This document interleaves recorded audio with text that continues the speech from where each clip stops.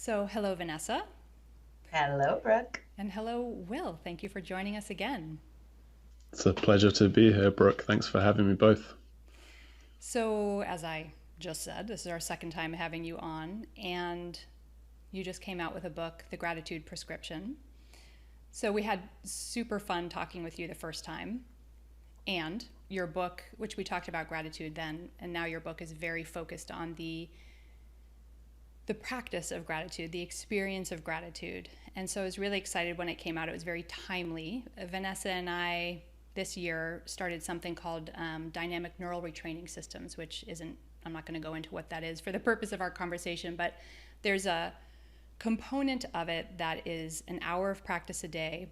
And a large piece of that is experiencing, embodying gratitude. And, you know, I'm somebody who's been on this path a long time. I'm a meditator. I do all of these things, but having something handed to me that was so precise every day, this much time, the focus is embodied gratitude, more or less.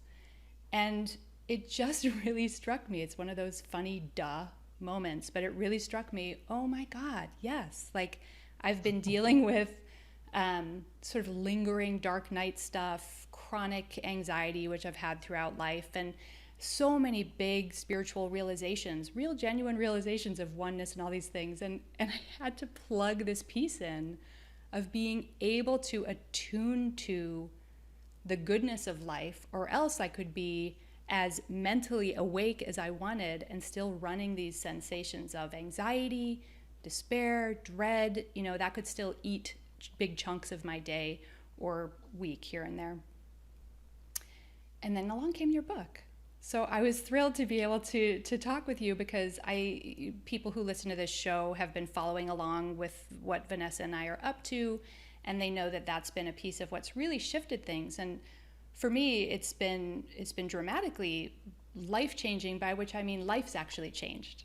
The way life actually shows up has changed, and the way I am physically and health wise has actually changed. And your book really gets to the heart of these matters. So I love that we can take the time to really focus on this because, as I'm sure you know, gratitude gets kind of this veneer treatment in our culture, right? Like, can you keep a gratitude journal where I'm so glad I have food in the house. I'm so glad but if we're interacting with that from the same place we do everything else, which is basically like a bullet point mental list, we're not experiencing it. And if we can't experience it, we don't get the state change. So I would love to just start with you saying, when you are using the word gratitude, and when you're trying to bring these teachings, these practices to people, what does that mean to you versus how it gets presented in the culture a lot of times? Wow, that's a great It's a mouthful. question and a great build-up. And I noticed as you spoke, Brooke, there was this real excitement and an unspeakable excitement in my system because I've got to write this book. And yes, it's so profound and so underapplied, or for some reason it's got this sort of lack of accessibility or practicality when really that is its essence. It is a very simple moment to moment practice. I'm feeling a response to the question, which would be disregarding society or how society would expect me to respond. And so really I would say that for me gratitude is the realized state of God. Mm. It is the peace, love, and joy of what we are. It's the perfection of our own being. And it seems to be this, and the great thing with all the practices that I recommend, you guys were speaking about the importance of practice, and I'm just so with that. I mean, to be honest, if people ask me, I don't really do much stuff around awakening or enlightenment. I think there's a lot of people that do that are very skilled, and also that's partly influenced by my path. My path, I sat down, shut up, and meditated for a few thousand hours. That worked, like they said it would. And I practice gratitude. Gratitude, I practice more from a place of emptiness, not emptiness as in shunyata, ku, but like emptiness as in, oh, I'm feeling empty, I'm down, I'm depressed. And gratitude was the mental correcting. So I've given a very full macro answer there of gratitude as being a realization of God or a connection with God. And I realize that probably provokes as many questions as it answers. I love it. Gorgeous. It actually cuts right to the heart of it, you know? It's not another task. It's like the heart of this is God. Right. And that was actually, the answer was very much a heartfelt response. I was like, my mind could come up with many, I've got a billion gratitude quotes, of course. And yet that feels very true for me. And it speaks also to that perfection or that bizarre setup of this realm that we overlook the good, that we overlook the abundance. We tend not to be awake to just the sheer fucking, excuse my language, abundance. All language is welcome here. Wonderful. The abundance of being, really. So to bring that down to a micro, gratitude is the mental practice of clarity. It's the mental practice of clarity.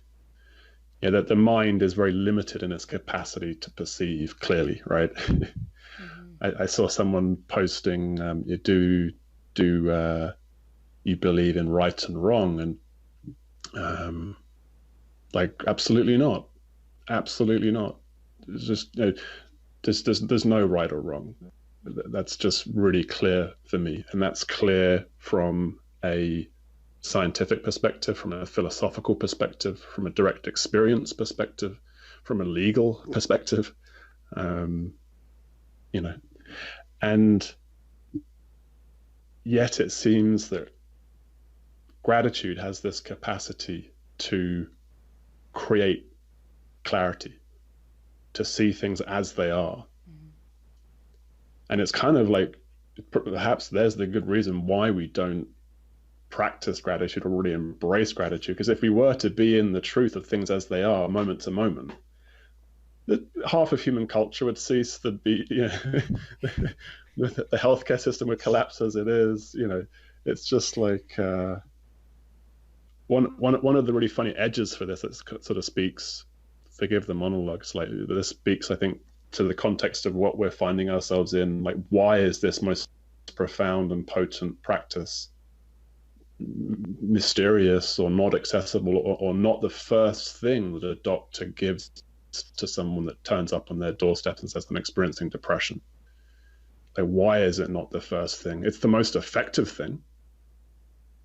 Like, it's just pure and simple. It is the most effective response to depression. The data on SSRIs is appalling. Absolutely appalling. The data on gratitude is incredible. Like, literally, like, oh my God. And I use that phrase deliberately. Oh my God. It's that simple and that easy to create what you're talking about, that state change, that change in the very physiology of the body mind. And to feel into like the embodiment, the physicality, like my heart is where I'm depressed. My heart is where I'm depressed, and it's where I'm grateful too. And the two can't coexist. Yeah. Just can't.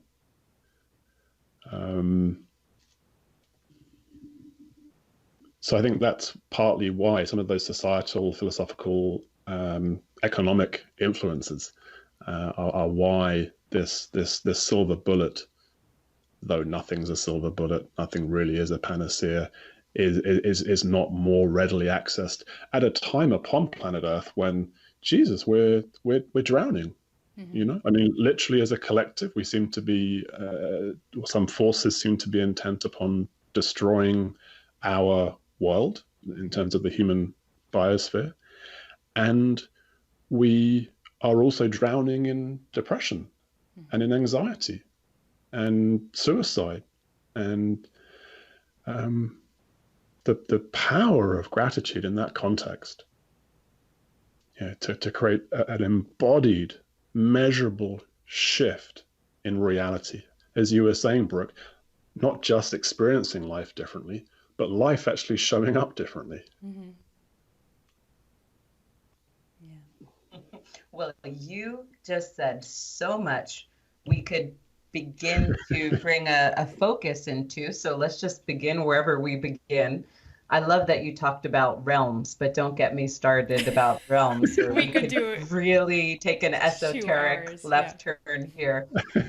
I remember once hearing Adyashanti say something like, if we were to all wake up at once, like the world would be screwed, because like it wouldn't function the way it's functioning. We would lose all of our operating systems, as you were pointing to with healthcare. Interesting to reflect on.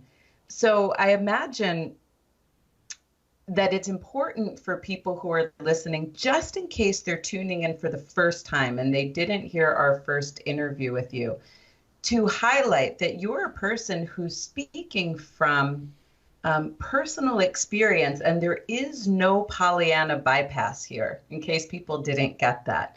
You have been meeting and speaking about and loving in yourself brain cancer.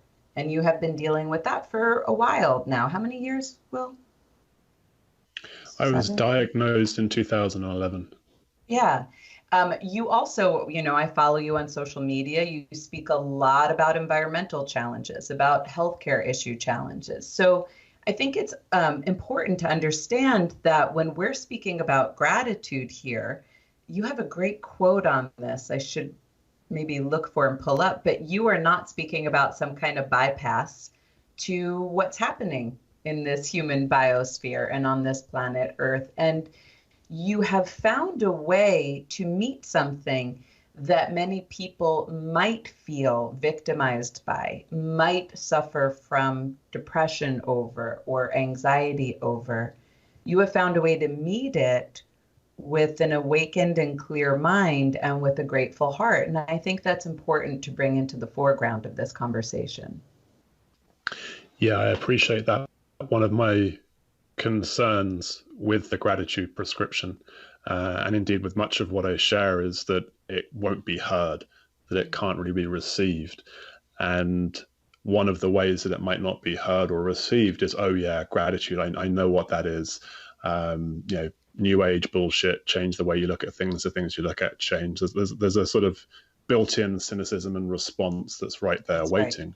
Yeah, there's a schema we already have associated that it's a bypass from the problems in the world.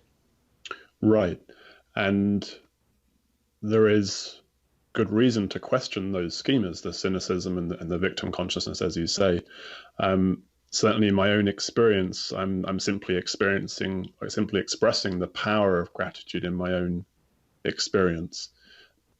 For me, drinking lots of water, meditation, gratitude, these are actually basic, essential activities for a human being incarnate upon planet Earth. We're clear on sleep and water and food, but I would suggest that gratitude and meditation and some form of exercise practice are absolutely essential. And where I have found gratitude to be very effective in my own experience, so we know from the behavioral science work, from the neuroscientific studies, that it will have positive effects upon our psychology, our physiology, and our sociological functioning. Like you practice 3 things a day, or 3 things you appreciate at the start of the day, at the end of the day, for 8 weeks, and there will be measurable, predictable growth in your physiological well-being, your psychological well-being, and your functioning as a human being in terms of how much you give to charity and so on. So don't let that put you off practicing gratitude. If you're suddenly worried you're going to be giving away all your money to charity, that's probably not quite how it's going to work. But the science is there, and in my experience, the evidence is there as well. Brain cancer has been one of the most interesting things that's happened to me in this life. I struggled a great deal with suicidal depression in my early 20s. And I think, like anyone that's experienced depression, it wasn't that I resolved it and I never experienced it again. It's reoccurred and represented at different times. And I viewed that from a different angle, from a different realm, perhaps. And the efficacy, particularly in that first instance of utilizing gratitude, like I just recognized I'm not going to end my life. That was a realization I came to. I wanted to, but I couldn't do it. I just couldn't, for whatever reason. I don't claim any nobility or in that. I think, in fact, there's perhaps a courage in choosing to take one's life that we too easily discard or fail to recognize. And having ruled that out, which I hasten to add, I encourage everyone to fucking do, to rule it out. Like, yes, it's intense. Yes, it's painful. And yes, it's extraordinarily beautiful. And I will testify to the truth of the transformation, the conversion from suffering to unspeakable delight and pleasure and joy. Having ruled it out, I then resolved to transform, literally change the physiology of my body mind as it was showing up. And gratitude was one of the most powerful, consistent practices, along with martial arts practices and exercise and meditation and all sorts of other things, that created the shift, that created the happier thinking, healthier thinking. So in that regard, it is a mental practice, right? It is in the mental body that we're predominantly engaging with gratitude, but we engage the mental body in order to bring consciousness and attention into the core, into the heart, into the physicality. So if I'm just thinking, I'm so grateful for chocolate brownies, I'm so grateful for chocolate brownies, I'm kind of missing the point. I've got to really get into that chocolate brownie, and that might actually be to taste the chocolate brownie. It's like to hold it there and really be in, what is it about this that I enjoy so much? Like why, how, and discover different dimensions of joy and well-being. I mean, if one of my favorite gratitude quotes is William Blake, who said, "Gratitude is heaven itself," right? I love that. And so if heaven is a realm that's accessible within this realm, for me, gratitude, is the shortest way, the most effective way to that recognition, to that recontextualizing, that fundamental recontextualizing of what this is. And that includes the duality that we exist in. So that, of course, it must include the despair as much as the joy, and the feeling of disconnection and loneliness as much as the feeling of connection and community. And it must include, of course, death and suffering and illness, as it would include life and well-being and whatever the opposite of the third thing that I said is. That was so nearly a great soundbite, wasn't it? Not quite. I think it's perfect. Yeah. I also, come from a place growing up of suicidality and that kind of thing. And it's interesting to see how much the ability to experience gratitude, it was almost like this blind spot that it was a total blind spot for most of my life. And I can think about even recently, like Vanessa and I had a conversation, I don't know how long ago, but with a lovely man, a teacher, David Thomas, and he woke up, I know these words are annoying or confusing sometimes, but insufficient is the way to say it. But he had that experience as a result of a suicide attempt.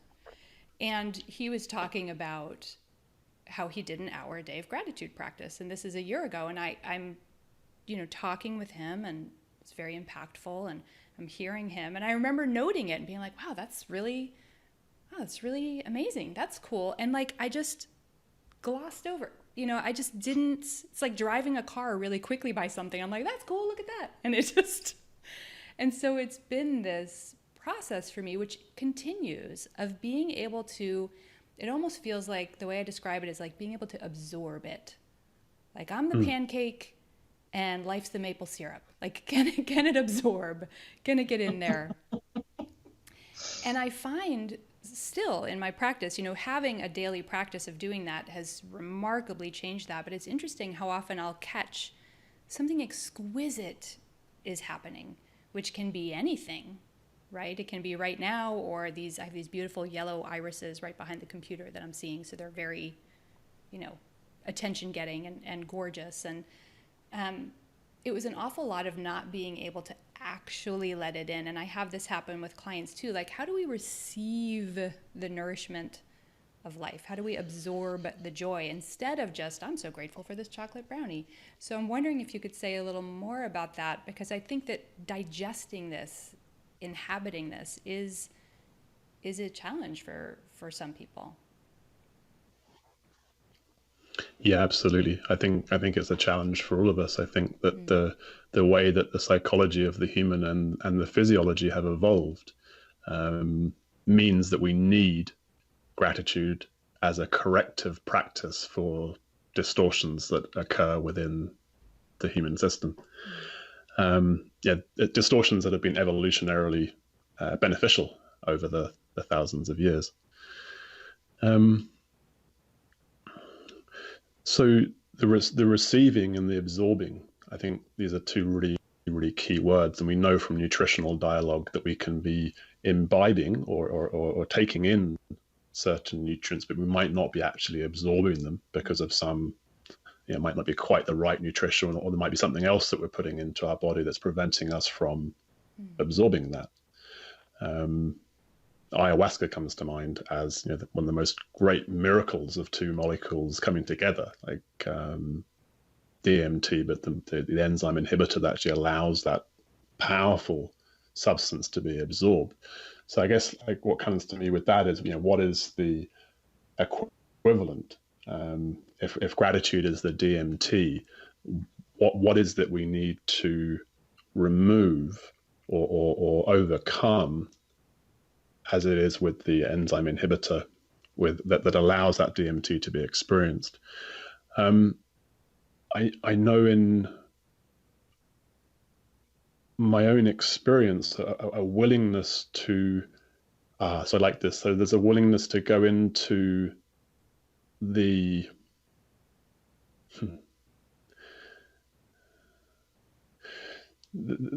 there's a willingness to go into the absolute absence. When you were speaking, Brooke, of the sort of the pendulum swinging, or the different sides of one polarity, joy and despair being a common example. And you probably know the Khalil Gibran phrase when he speaks of the despair furrowing the grooves through which joy will flow, or something like this. I butcher it every time. I should really get that right. I think Khalil Gibran has earned that from me, to actually not just try and get the quote right. But anyway, everyone knows Khalil Gibran. He said it beautifully, and we really get what we're pointing to there. In that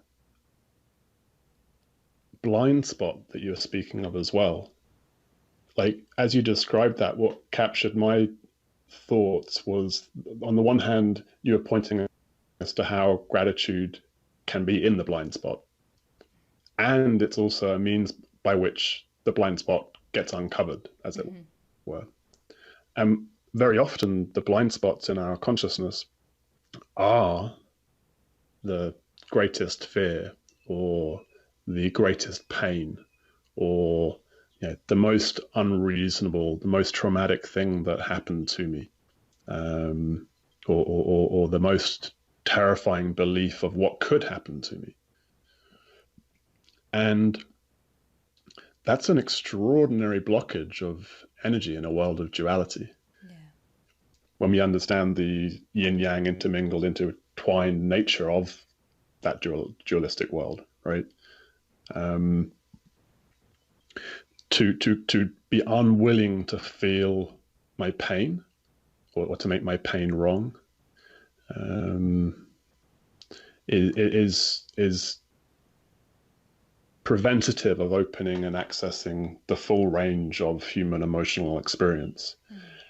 And so I know from my own experience, the Dark Night of the Soul, I recall when the second one came along and I read all the literature, oh shit, this was all part of the plan. There was always a second Dark Night of the Soul. So I got through that first one thinking, yeah, it's just a Dark Night of the Soul. And then there's another one. No. I'm sure I didn't sign up for this one. Yeah, right. Wasn't this just the one Dark Night of the Soul package? I'm pretty sure I was careful this time around. I saw a little cartoon today and it had a little boy hiding behind a tree. And it said something like, what happens when God announces the roll call for the last life on Earth? So it's like, this is your last life, which we assume is going to be a big one, right? It's like, no, I need more time just hanging out in spirit. And it feels like there's a lot of that collectively. And I think we need to be able to speak to it and laugh at the painful, divine tragedy of it, comic tragedy of it, that this is how it's set up. And that when we make everything, so there is a fundamental alchemical power to gratitude. So one definition of gratitude is simply affirming the good. So you're affirming the good that's there. And that's easy to see how that's necessary and helpful to see the good, to experience and absorb and receive the good. To absorb and receive, we may need to practice, right? So if I want to receive more, I mean, the oxygen is there, but if I'm willing to actually take a deep breath, oh wow, there's more to that breath than I had previously noticed. There's more oxygen there to be absorbed than I was allowing myself to absorb. And of course, a lot of these practices we're talking about, exercise, breath work, funnily enough, are simply accessing more of that which we are saturated in, and allowing it to be absorbed into those tighter spots and those contracted parts of our physical system, in particular. So I don't know what I'm saying now. I just completely woke up in a sentence. I'm in the middle of it now. That happens and to us all the time. There were very good sentences. You were talking about blind spots and second Dark Night of the Soul, right? And suffering, creating the grooves that the joy will flow through. Absorbing. Yeah, right. So I think this is absorbing the whole lot, absorbing the pain and accepting that there is this duality of experience for us human beings. That's just how it is. And if we want to access the greater states of joy, history tells us, if we look at people who have excelled in the human experience, we probably are going to need to be willing to access a wide variety of experiences, to first recognize that experience is beyond the monotony of consensus endorsed consciousness, like time consciousness, economic consciousness, be my slave and make my company $1 billion company consciousness, that we're sold at school. To be aware, first of all, that there are other realms or there are other ways would be the first step towards being able to access them, right? So being aware of gratitude is the first step. Being aware of the ways that we might inhibit accessing or fully receiving or fully digesting that joy. So a preference for nice feeling over unnice feeling. Yeah, which has been a learned practice for me. Recognizing the preference in innocence, but the preference for suffering or struggle or it's hard, because it was just an identity in there, Right. And I'm intrigued by that phrasing, preference in innocence. Can you speak more to... Yeah, that whatever it was that created this identity in me. Let's say victim identity, martyr identity, which are wildly common, that developed in a very unconscious and innocent way as a way to keep me safe in navigating this life at an age when I was too young to know, oh, I'm picking victim consciousness. So let's say I was maybe mimicking the lineage, right? Like women in my lineage get heard and paid attention to when they're the victim martyr. Oh, it goes like this. We're the victim martyr. And so it was just because I believed it was what I was, and that it wasn't just a identity that I could see with awareness and choose differently. That habit just ran until I had some awareness, and then it was, oh, and I can choose differently, and what are the practices that allow me to actually feel differently? Because wow, talk about an ingrained habit. And I think that it brings forth something for me about how we would, to answer that question more deeply, how we would receive or how we would digest more. Mm-hmm. One is to recognize it might take some effort. Yeah, I think it's so important. if I've been practicing ungratefulness for 30 years, like my neurology is going to be like pretty tight and well ripped in that particular positioning. And to change that is going to take persistence and consistency. Mm-hmm. And that's the great gift of modern science for me. One of them, at least, is neuroplasticity. We know that through our conscious practice, we can change our physical reality, the physical reality of our embodiment. I mean, right there, that just sort of explodes the nonsense of materialism and reductive, mechanistic thinking about what the nature of reality is. And indeed, I believe gratitude does that also. What we also know from neuroplasticity is like, okay, right, so we have the celebration of that, but alas, it does actually take consistent, persistent practice. Mm-hmm. So yes, you can get an extra 1.5 millimeters in your brain casing, but you are probably going to need to do 20 to 40,000 hours of meditation to get that 1.5 millimeters. It's like happily with gratitude, I think there's actually a lot more low hanging fruit that we can pick. I think it's actually hearing this gentleman was practicing for an hour. The first time I did an hour practice of gratitude was one of the most revelatory experiences of my life, right up there with MDMA, 5-MeO DMT, non-dual realization. Like that gratitude experience was just like, oh my God, not only do I have it so good, but I've always had it so good. Yeah, that's a fun realization when you've had victim identity. I hear, right. I don't know that. No, I'm just kidding. That's my experience.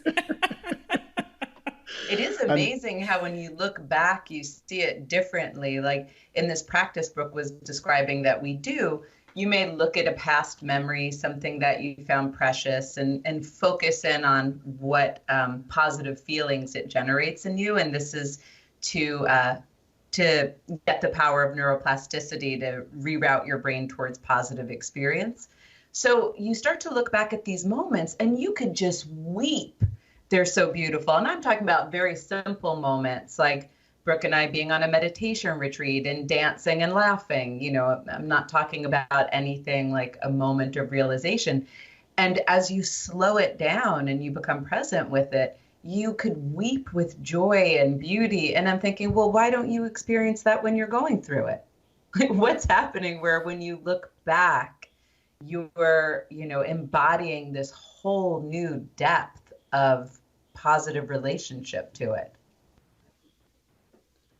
Right. And the person that experience has created or allowed us to become, of course, was not that person at the beginning of that experience, Interesting. Yes. Like, I'm constantly advised to be sensitive to those who are suffering when I talk about the power that we have as a human consciousness. And what's really happening there is that the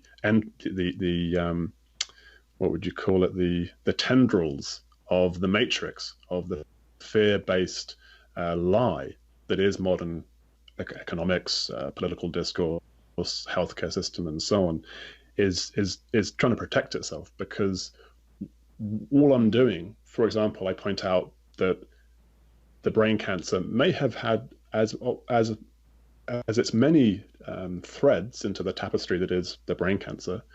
One of those many threads, along with concussion, injuries, and smoking when I was younger, and so on, would potentially be the self-loathing, suicidal ideation that as a visual had a gun held to the head right where the tumor was. So obviously in my consciousness, an inquiry as to how this could have occurred, when we know in the mainstream that visualizing health works. You know, it's one of we teach our children this because us adults are too smart, right? We teach kids with cancer to imagine it's like a computer game and it works.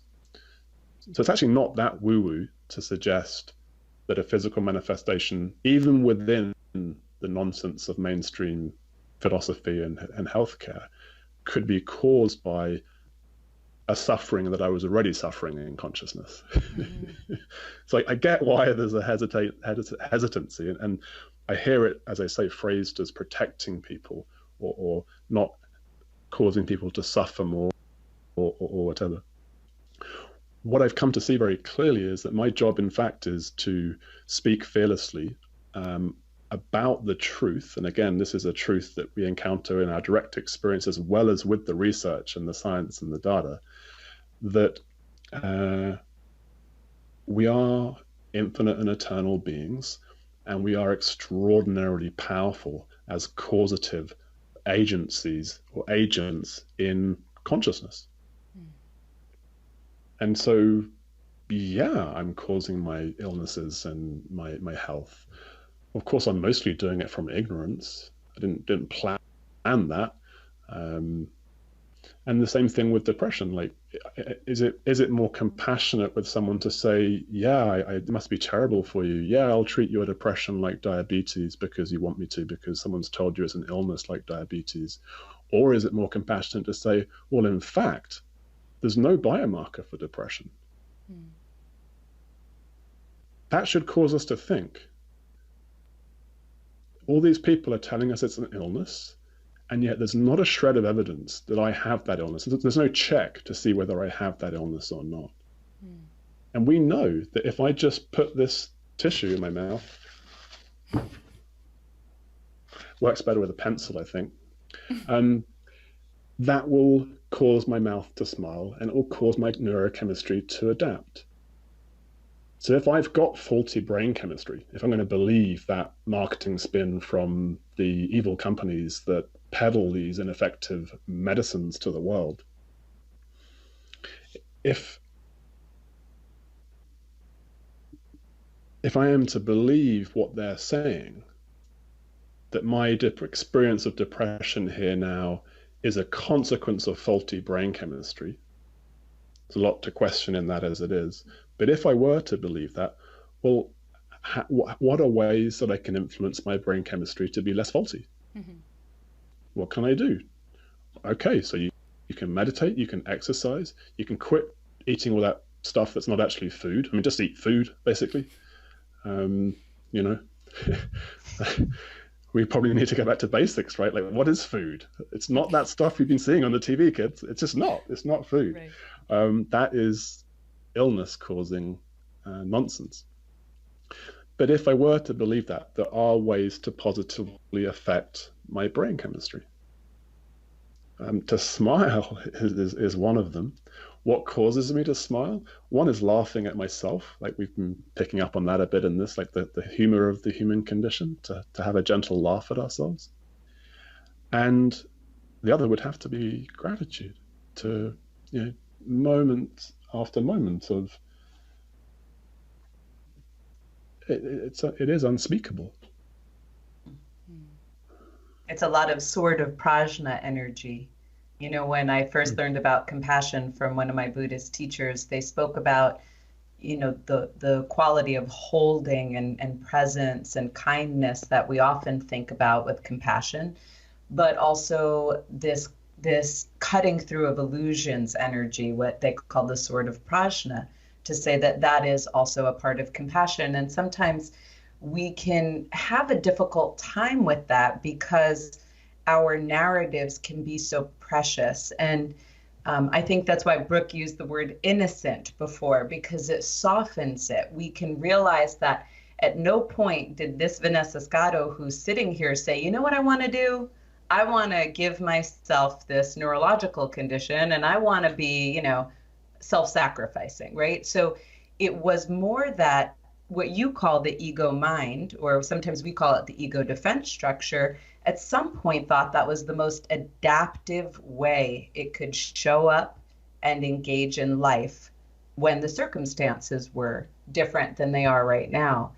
And I think it's wonderful that you're bringing the truth in. I think what's hard is sometimes we don't have the compassionate energy for ourselves, and the narratives we hold kick in again. So if we were always bad, the moment we hear the truth, instead of sitting with it and allowing it to blow our minds open and kind of shake things loose, we can go right back into that narrative loop. So I think it's worth us talking about the personalization of suffering, because several times in your book, you brought in, you know, what we may think of as psychological, for example. It could be the global coherence. It could be astrology. It could be intergenerational trauma.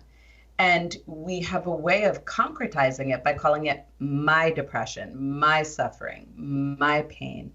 And that, in a way, that can be to our detriment. So can we talk a little bit about how we're personalizing suffering and how that can be problematic? And then, of course, why you think gratitude may soften all of that.